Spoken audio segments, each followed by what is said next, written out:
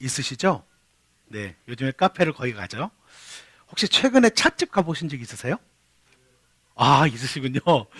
정말 드문 경우인데, 그죠? 요즘에는 찻집이 잘 안 보여요. 그거 찻집에서 약속을 하거나 찻집을 가는 경우가 별로 많지 않습니다. 주로 또 젊은 사람들은 찻집 그러면 머릿속에 연상되는 게 그 연세 드신 분이 가는 것처럼 그렇게 생각하기도 해요. 제가 언젠가 서울에 이제 분당 쪽에 있는 어떤 찻집에 한번 간 적이 있습니다. 이제 교회 근처에 있었던 제가 섬기던 교회 근처에 있던 찻집인데 차가 진짜 맛있어요. 그래서 거기에서 한 형제를 만나서 이런저런 얘기를 나누었습니다. 아무래도 이제 그 형제가 신앙적인 여러 가지 고민을 가지고 있고 질문을 가지고 있기 때문에 이런 이제 신앙적인 이야기를 나누었어요. 그런 이야기를 이제 나누고 있는데 그 찻집의 주인 되시는 분이 아마 우리 이야기를 듣고 있었나 보죠. 작은 찻집에서 뭐 이렇게 사람도 없는데 얘기를 나누니까 자연스럽게 들리지 않았겠어요. 이렇게 듣고 있는데 그분이 조용히 다가오시더니 이제 서비스로 차를 더 이렇게 주시더니 이렇게 묻는 거예요. 혹시 예수님의 제자이신가요? 이렇게 묻는 거예요. 예. 이렇게 굉장히 좀 생소하더라고요. 뭐 기독교인이신가요?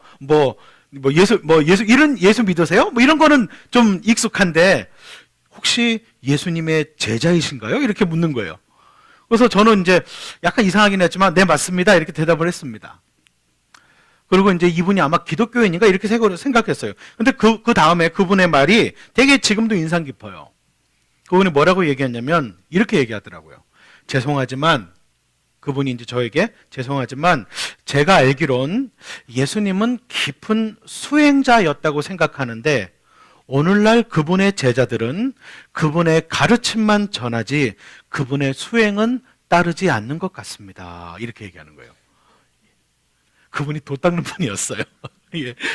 그분이 기독교인이 아니었고 그분이 어디 이렇게 뭔가 이렇게 도를 닦는 그런 분이셨습니다. 그래서 그분은 이제 수행자로서 복음을 모르는 그분의 입장에서 예수님을 수행자라고 생각하셨나 봐요. 그리고 그분이 저에게 예수님의 제자입니까? 라고 물어봤어요. 근데 어떤 면에서 저는 그게 굉장히 울림이 있었어요, 여러분. 그분이 그리스도인도 아니고 그분은 기독교하고 거리가 먼 분이셨지만 그분의 이야기가 저는 귀에 맴돕니다.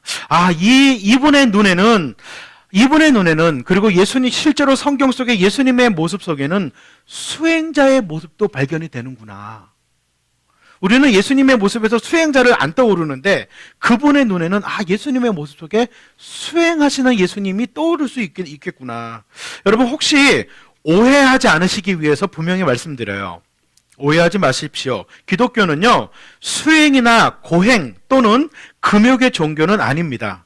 하나님이 인간에게 주신 구원의 길은 오직 예수 그리스도를 통해서 이루어 놓으신 은혜로 인한 것이지 수행이나 고행이나 금욕 같은 인간의 노력으로 구원에 이르는 것은 아닙니다. 그건 성경의 진리는 아니에요. 그러나 다른 면에서 즉 나의 내면을 깊이 돌아보고 하나님 앞에서 벌거벗은 것처럼 진실하게 서 있는 것, 자아를 성찰하고 삶과 인생에 대한 진지한 질문과 답을 구하는 것, 인간 존재의 참된 의미를 탐구하는 것 등에서는 아마 그리스도인도 십자가의 도를 추구하는 수행자의 모습일 수 있다는 것이죠. 그런 면에서 저는 오늘날 기독교가 너무 시끄럽고 또 너무 개인주의적이고 정신없이 바쁘고 교회도 정신없이 바빠요. 그죠? 어떤 분은 주일날 이렇게 말씀하시더라고요. 주일날 교회를 갔다 오면 탈진한대요. 아니 왜 주일날 교회 갔다도 탈진하세요? 새벽부터 시작해서 저녁까지 하루 종일 교회 봉사한다고, 하루 종일 교회에서 뭐 새벽부터 일을 해서 집에 들어오면 탈진한다고, 그리고 그 다음날 출근하면 굉장히 힘들다고 그런 말씀을 하세요. 그분이 이제 그런 또 교회가 있는 것 같은데 우리 교회는 또 너무 한가해서 좀 문제인가요? 예. 오후에 교육이 없으면 밥만 먹고 가게 되는데 참 기독교가 너무 시끄럽고 개인주의적이고 정신없이 바쁘고 어떤 겉으로 드러난 종교적인 행위에만 집착하는 나머지 굉장히 깊고 넓고 은밀하고 내면적이고 사색하고 내려놓고 머무르고 이런 영성을 잃어버린 것이 분명히 사실입니다. 여러분, 기독교의 영성이 그렇게 얕지 않아요. 그래서 이번 달에는 내면으로의 영성 여행을 떠나보려고 해요. 많은 사람들은 외적인 요건에만 집중함으로 진정으로 자신이 추구해야 하는 것을 잃어버립니다. 타인들의 칭찬, 그들의 평가와 존중, 타인들의 눈을 의식하며 추구하느니라 종종 자신을 잃어버리는 사람들이 너무나 많아요. 이게 여러분 교회 바깥에서만이 아니고요, 교회 안에서도 마찬가지입니다. 우리의 봉사, 우리의 섬김, 우리의 기도, 우리의 예배, 그리고 우리가 누군가를 위한 섬김과 헌신들, 사실 이것이 타인의 눈에 의해서 움직이는 것일 때 우리는 사실은 그 속에서 진정한 만족감을 누리기가 굉장히 어려워요. 그래서 사람들은요, 늘 자기 자신과 자기 삶의 가치를 끊임없이 다른 사람들과 비교함으로 발견하게 됩니다. 나는 성공했는가? 내가 성공했는지 어떻게 알아요? 다른 사람하고 비교해야지 알죠. 내가 성공했는가? 내가 성공했다는 걸 어떻게 알지? 남하고 가진 걸 비교해야죠. 내가 아름다운가? 내가 아름다운 걸 어떻게 해요? 다른 사람 얼굴하고 비교해요. 여러분 옆에 있는 사람 얼굴 보십시오. 나는 아름답습니까? 대답하기 곤란하시죠? 그죠? 예.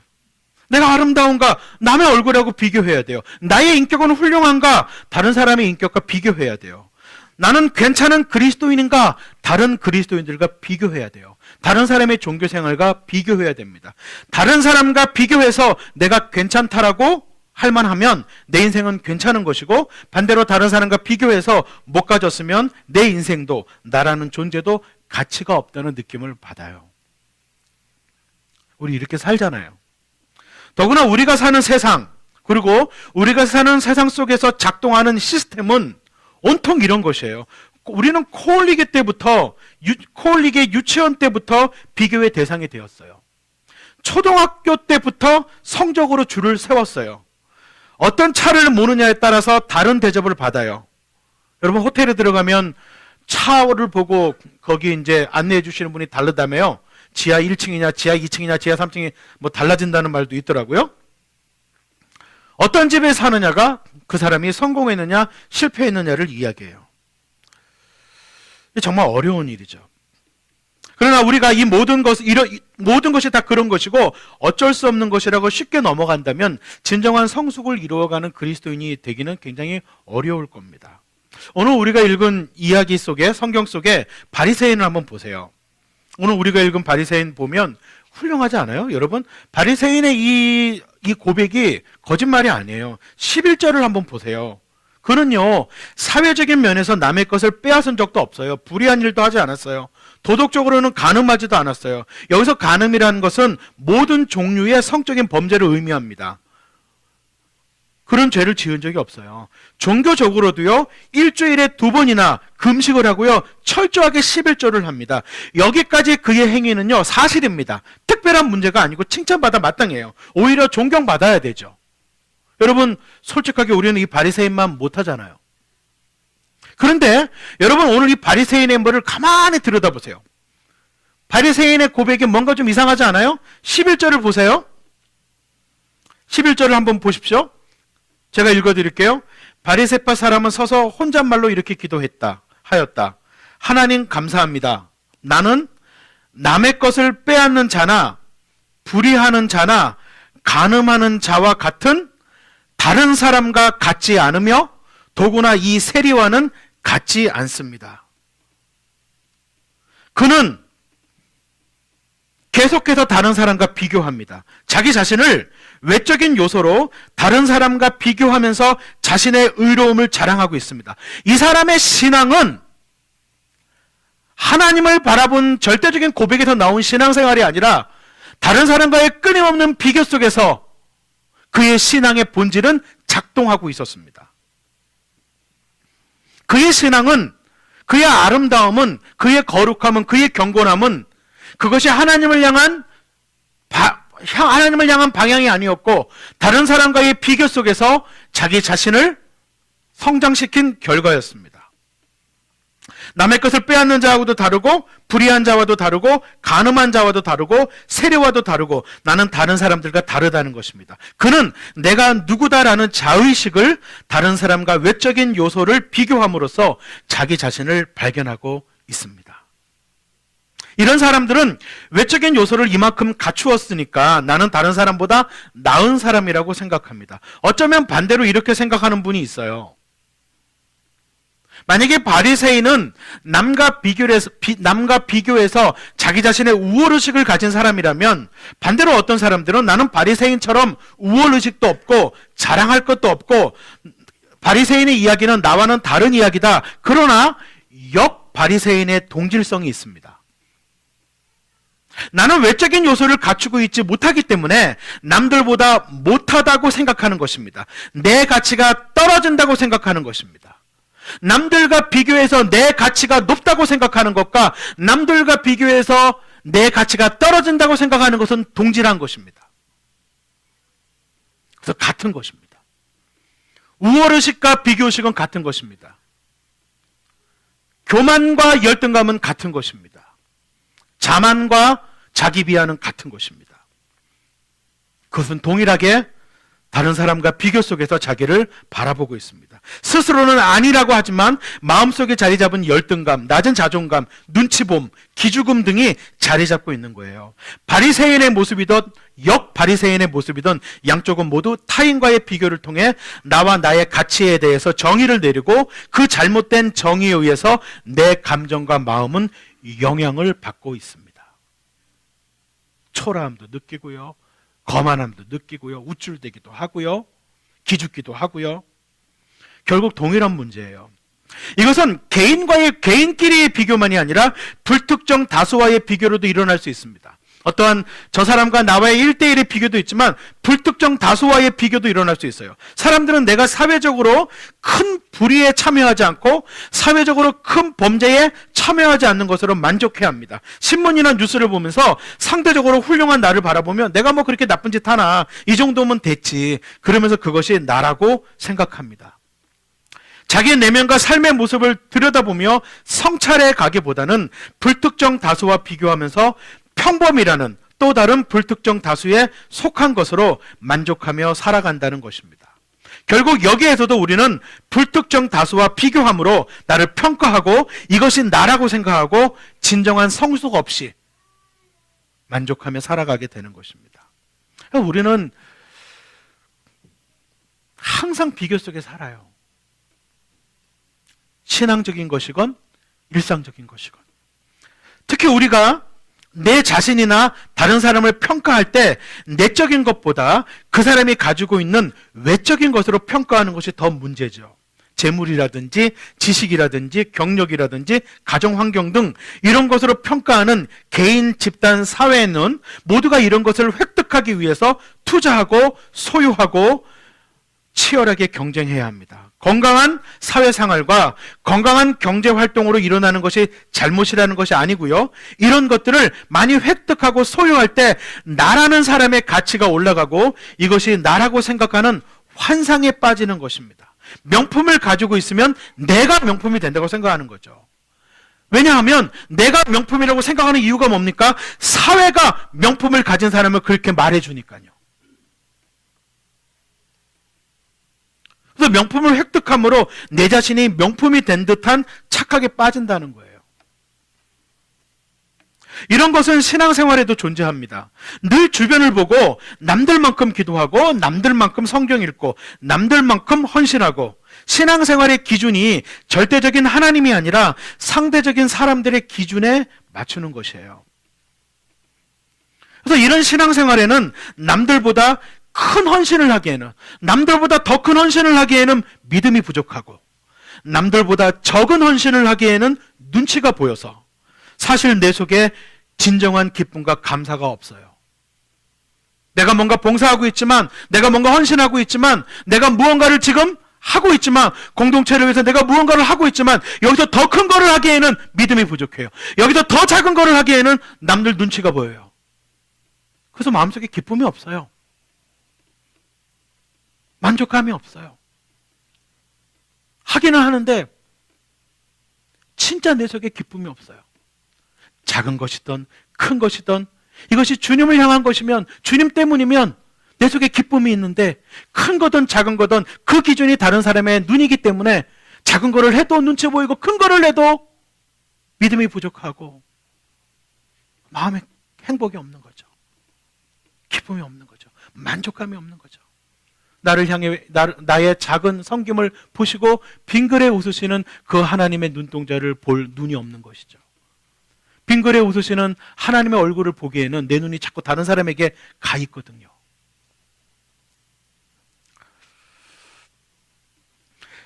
신앙생활에도 이런 것이 존재하게 되는 것입니다. 그래서 주님께 나의 최선을 드림으로, 주님께 나의 최선을 드림으로 경험하게 되는 어떠한 진정한 기쁨과 건강한 만족감을 경험하지 못한 채 신앙생활을 하는 경우가 많아요.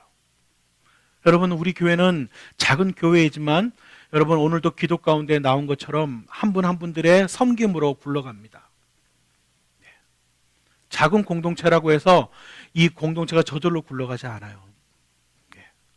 누군가의 어떤 분의 헌신과, 오늘도 저 주방에서는요 여러분이 돌아가요. 아침부터 일찍 오셔서 준비하신 손길과 그것을 차리는 손길과, 또 요즘에는 또 설거지에 우리 남자 집사님들도 동참해서 설거지하는 손길과, 이 정도의 인원의 설거지가 쉬운 게 아닙니다. 그렇게 돌아가는 것이죠. 의자를 맞추고 주보를 찍고 프린터, 이게 돌아갑니다. 그런데 그 속에 저는 기쁨이 있으셨으면 좋겠어요. 왠지 아세요? 그 하나님이 보시거든요. 아무도 안 봐도 하나님이 보시거든요. 아무도 몰라도 하나님이 아시거든요. 내가 하는 이 모든 것은 하나님 때문이거든요. 하나님이 보시고 하나님을 향한 나의 마음의 표현이거든요. 하나님을 향한 나의 사랑의 표현이거든요. 그것만 있으면 행복한 거죠. 그게 진짜라면 내 마음에 만족감이 있을 거예요. 그게 진짜라면 내 마음에 기쁨이 있을 거예요. 그게 진짜라면 그것이 무엇이든 내 속에 감사가 있을 거예요. 근데 그것이 큰 것이든 그것이 작은 것이든 누군가의 눈이 내 마음을 움직이고 있다면, 타인의 시선이 내 마음을 움직이고 있다면 거기에는 기쁨이 없죠. 큰 거를 해도 불안하고 작은 거를 해도 눈치가 보이는 것이죠. 신앙생활은 주님께 드리는 나의 최선이 주님께서 나를 보시는 그 눈동자로 말미암아 진정한 기쁨과 만족감을 경험하게 되는 것입니다. 정말 남들이 알던 모르던 주님만을 향한 그것이 무엇이든 나의 힘을 다해 드렸을 때 내 속에 하나님이 주시는 그 뿌듯함과 그 건강한 자부심과 기쁨, 그것을 누릴 때에 우리의 신앙은 건강해지고요, 우리의 신앙생활은 행복해집니다. 그것이 하나님이 기뻐 받으시는 거예요. 여러분, 다른 사람과의 외적인 비교로 자기 자신을 평가하고 정의를 내리는 것이 왜 위험한지 아십니까? 첫 번째로 그 위험함은 이런 비교함으로 내 눈이 덮인 사람은 자기 내면의 세계를 보지 못합니다. 다시 말씀드립니다. 다른 사람과 비교함으로 자기를 평가하고 정의를 내리는 것이 왜 위험하냐면, 이런 비교함에 사로잡히게 되면, 이런 비교함이 내 눈에 덮인 사람은 내 내면의 세계를 보지 못한다는 거예요. 내면의 세계가 있다는 것조차도 보지 못해요. 바리새인은 종교적인 삶을 살았던 사람입니다. 근데 원래 종교라는 게 뭐예요, 여러분? 원래 종교라는 것은 그 기능상 종교는 자기 내면을, 자기 영혼을 들여다보는 것입니다. 저는 가끔 기독교를 잘 모르는 분들이 불교는 깊은 마음 공부가 있는데 기독교는 깊이가 없고 가볍다는 말을 들을 때 굉장히 안타깝고 속상합니다. 결코 그렇지 않아요. 원래 기독교는 가장 깊게 고민하던, 가장 깊게 사색하던 철학자들과 신학자들이 고민해왔던 진리예요. 기독교는 마음을 지으신 하나님을 알고 그 하나님 앞에서 나의 속사람을 바로 들여다보고 그 속사람이 변해가는 종교가 기독교입니다. 세상의 법과 도덕과 윤리, 그보다 더 깊은 인간의 본질 안에 있는 모습을 들여다보며 진단하고 말씀하시는 것이 성경의 말씀이에요. 근데 비교의식에 붙들린 신앙은, 비교의식에 사로잡힌 신앙은 그 눈을 나의 내면에서 주변으로 바꾸어 놓아요. 그래서 신앙생활이 나의 내면을 향해서 가는 것이 아니라 신앙생활이 항상 주변의 사람을 바라보는 것으로 이루어지는 것이죠. 오늘 바리새인의 기도를 보십시오. 그는 성전 가까이에 가서 어깨를 핍니다. 그는 손을 듭니다. 하늘을 우러러 기도합니다. 여러분 생각해 보십시오. 기도는 무엇입니까? 기도는 내면을 들여다보는 것이 기도입니다. 기도는 무엇입니까? 기도는 하나님 앞에서 자신의 내면을 정직하게 들여다보면서 하나님의 뜻을 구하는 것이 기도입니다. 그러나 이 바리새인은 그의 내면을 향해서 나아가야 되는 기도를 외적으로 드러내기 위해서 하고 있습니다. 기도조차도 다른 사람과 외적인 것으로 비교하고 있는 것입니다. 가진 것을 자기라고 생각하고 또 없는 것을 자기라고 생각하며 항상 남과 비교하는 영성을 가진 사람은 내면의 세계를 보지 못합니다.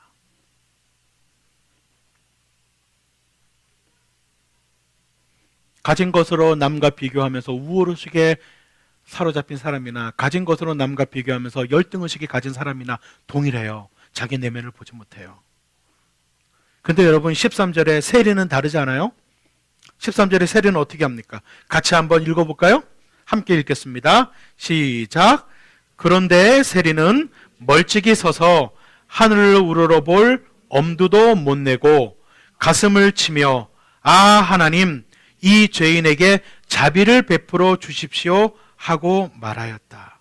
아멘. 여러분 잘 보세요. 지금 이 세리는 누구를 보고 있어요? 하나님 안에서 누구를 봅니까? 자기를 보고 있어요. 바리새인의 기도는 하나님 앞에서 누구를 보고 있어요? 타인을 보고 있어요. 저 세리를 보고 있고 저 죄진 자들을 보고 있고 저 나보다 못 사는 자들을 보고 있어요. 세리는요. 하나님 앞에서 누구를 보고 있어요? 나를 보고 있어요. 세리는 멀찍이 서서 하나님을 우러러볼 엄두도 못 내고 가슴을 칩니다. 나는 하나님께 설 자격이 없습니다. 여러분 바리새인은 하나님 앞에 설 자격이 있나요? 저와 여러분은 하나님 앞에 설 자격이 있나요? 여러분 세리는 세리이기 때문에 하나님 앞에 설 자격이 없고 바리새인은 바리새인이기 때문에 하나님 앞에 설 자격이 있습니까? 아니에요. 바리새인이나 세리나 저나 여러분이나 하나님 앞에 설 자격이 없습니다. 그런데 세리는 자기를 보고 있는 것이고 바리새인은 남을 보고 있는 것이죠. 어찌 바리새인이 자격이 있다고 말할 수 있어요? 하나님 앞에서. 자격이 없기는 똑같은 거죠. 이 세리는 하나님의 임재 속에서 자기 자신을 발견하고 있습니다. 바리새인은 계속해서 타인과 자신을 비교하는 반면에 세리는 자기를 발견합니다. 여러분 기도하십니까? 하나님 앞에서 자기를 발견하세요? 여러분 성경을 읽으십니까? 하나님 앞에서 자기를 발견하세요? 여러분 지금 예배를 드리고 있습니까? 오늘 말씀 속에서 자기를 발견하세요?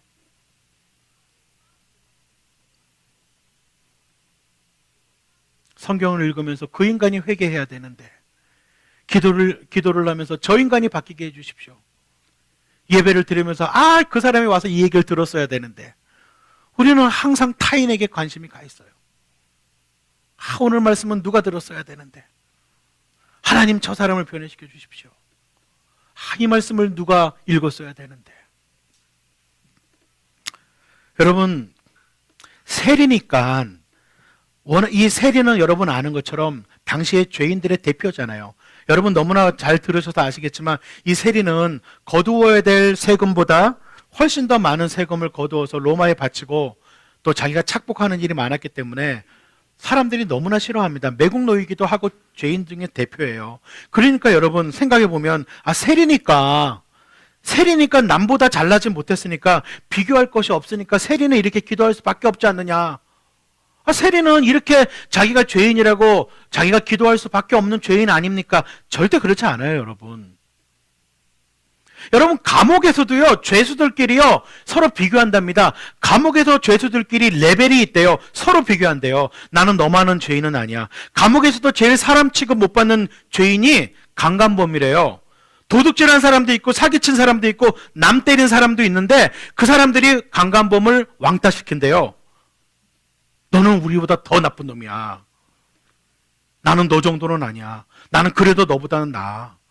여러분 세리라고 해서 자기 자신을 꼭 볼 수 있는 건 아니에요. 세리도 다른 세리랑 비교할 수 있잖아요. 야, 난 너만큼은 안 뜨는다. 야, 넌 그 정도 뜯냐? 나는 너 정도는 안 뜯어 그래도. 바리새인과 비교하면서 하나님 저 세리를 보세요. 저는 빼앗아도 적당히 빼앗고요. 저는 많이 가진 놈만 빼앗는데요. 아이고 저 세리들 회개해야 될 텐데. 이럴 수 있어요. 세리도. 세리이기 때문에 자기를 본 게 아니에요.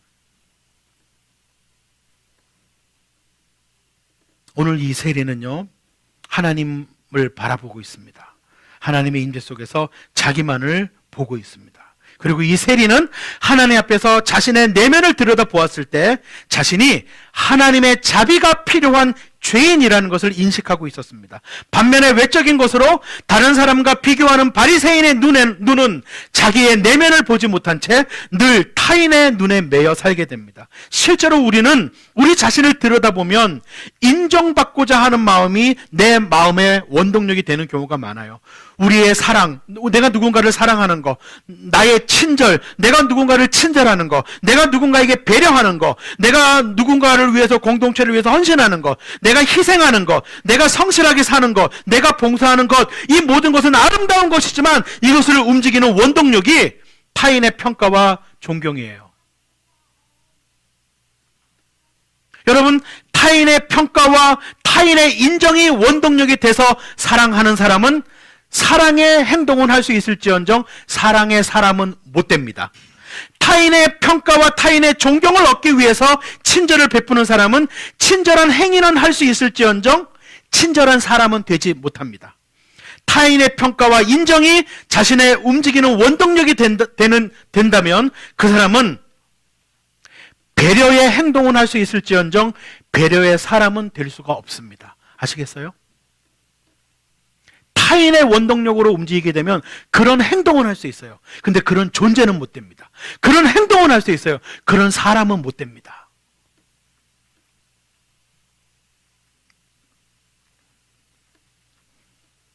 타인의 평가와 인정이 가장 중요한 원동력이 되면 타인의 존경과 인정을 얻게 되면 내가 정말 그런 사람이 된 것으로 착각에 이르거나 혹은 타인의 평가나 인정이 만족스럽지 않으면 열등감이나 포기에 이르게 돼요. 여러분 가끔 누군가의 칭찬을 받죠. 어쩜 이렇게 친절하세요? 당신은 너무 친절하세요. 당신은 너무너무 친절한 분이세요. 이런 말을 자꾸 듣게 되면 우리는 착각에 빠져요. 어떤 착각이요? 내가 친절한 사람이 됐구나 하는 착각. 진짜가 아닐 수 있거든요. 타인의 칭찬은 내가 그렇게 된 줄로 착각하게 빠집니다. 타인의 칭찬을 얻지 못하게 되면 나는 그 행동을 더 이상 하지 않게 됩니다. 여러분 이해가 되세요? 원동력이 타인의 평가와 인정으로 하는 것은요, 그 행동은 만들어내도 그런 사람을 만들어내는 건 아니에요. 이런 것들은 친절의 사람, 사랑의 사람, 배려의 사람, 희생의 사람, 충성의 사람, 봉사의 사람, 이런 것들은, 이런 사람이 되게 하는 것은 하나님의 임재 앞에서 자신의 내면을 깊이 돌아보며 자신의 한계를 절박하게 느끼고 하나님의 자비를 구하는 사람만이 그렇게 될 수 있어요. 하나님의 임재 앞에서 자신의 내면을 깊이 돌아보고 자신의 한계를 절박하게 느끼며 하나님의 자비를 구하는 사람만이 그렇게 될 수 있다는 것입니다. 반대의 경우도 마찬가지입니다. 작은 비교에도 열등감이 빠지거나 자기 비하나 자기 연민에 젖어들거나 혹은 분노와 적대감을 드러내는 것, 조금만 생각이 다르거나 의견이 다르면 얼굴빛이 달라지고 목소리가 달라지고 톤이 높아지고, 이것은 같은 근원에서 나온 다른 반응일 뿐입니다. 우리의 내면 세계로부터 내가 어떤 사람인지 자각하는 것이 필요합니다. 겉으로 드러난 거 아니고요. 남들이 나한테 뭐라고 말하는 거 그거 아니고요. 나만이 아는 나의 내면이 어떤 사람인지 자각하는 것이 필요해요. 여러분, 나는 나를 아는 게 있잖아요. 내가 나를 자각하는 게 필요합니다.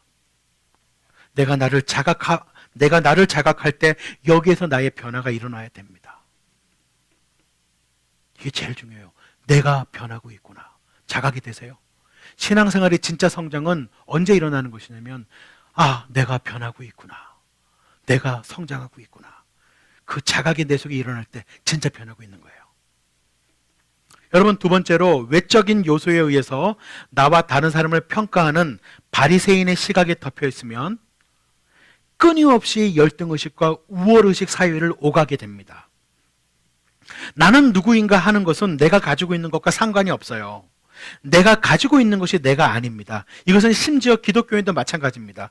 종교를 가진 사람이 내면을 보지 못하면 더 위험에 빠집니다. 바리새인을 보십시오. 그가 종교를 가졌다는 이유로 우월의식을 가진 사람입니다. 종종 기독교인들이 교만하다거나 독선적이라는 말을 듣게 됩니다. 왜 그럴까요? 내가 교회를 다닌다는 이유로, 예수를 믿는다는 이유로 다른 사람보다 낫다고 생각하는 것이죠. 이건 착각이죠.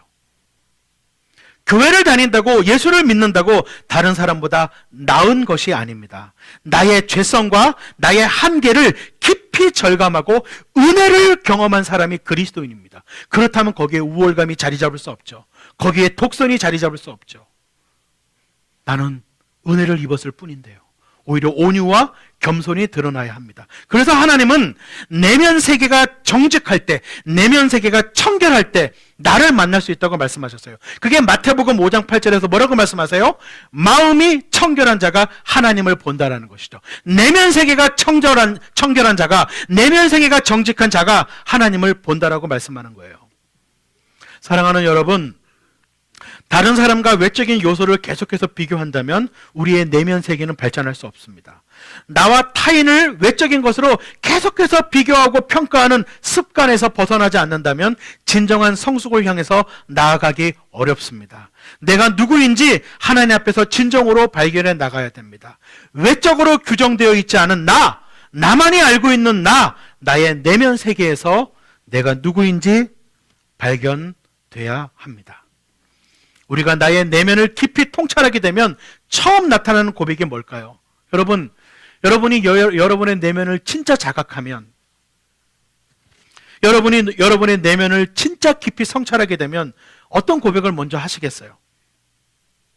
여러분 자기 속을 한번 들여다보십시오. 저는 제 속을 들여다보겠습니다. 내 속을 정말 깊이 들여다보면요, 우리의 입에서는 이 말밖에 나올 수가 없어요. 하나님, 당신의 자비가 필요합니다. 아닙니까?